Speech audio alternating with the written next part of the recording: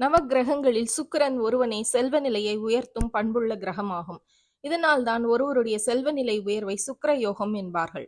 இதனால் சுக்கிர திசை நடப்பவர்களின் செல்வ நிலை உயரும். இதன்படி வருகின்ற மே மாதம் 31ஆம் தேதி மேஷ ராசிக்குள் நுழைகிறார். மேஷம் செவ்வாய் கிரகத்தின் ஆதிக்கத்திற்குட்பட்ட ராசி. இந்த நிலையில் 12 ராசிகளில் சுக்கிர பெயர்ச்சி தாக்கத்தை ஏற்படுத்தினாலும் 3 ராசிக்காரர்களுக்கு சிறப்பான பலனை தருகிறார். முதலில் மேஷராசி. மேஷராசியில் மட்டுமே நுழைகிறார். இது மேஷராசிக்காரர்களின் செழிப்பான காலகட்டம். இழந்த பணமெல்லாம் திரும்ப 2 மடங்காக வரும். புதிய பாதை தெரியும். உங்களின் அறிவுத்திறன் வெளிப்படும். அதனால் செல்வ செழிப்பு, மரியாதை, மகிழ்ச்சியும் ஏற்படும். அடுத்தது கன்னி. முதலில் உங்களின் பணப்பிரச்சனைக்கு தீர்வு கிடைக்கும்.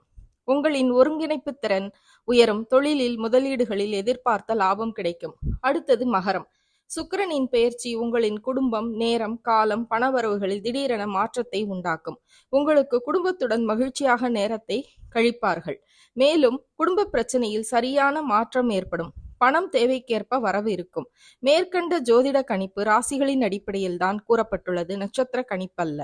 இது போன்ற ஆன்மீக செய்திகளுக்கு பத்மம் யூடியூப் சேனலை சப்ஸ்கிரைப் பண்ணுங்க, ஷேர் பண்ணுங்க, லைக் பண்ணுங்க, கமெண்ட் பண்ணுங்க.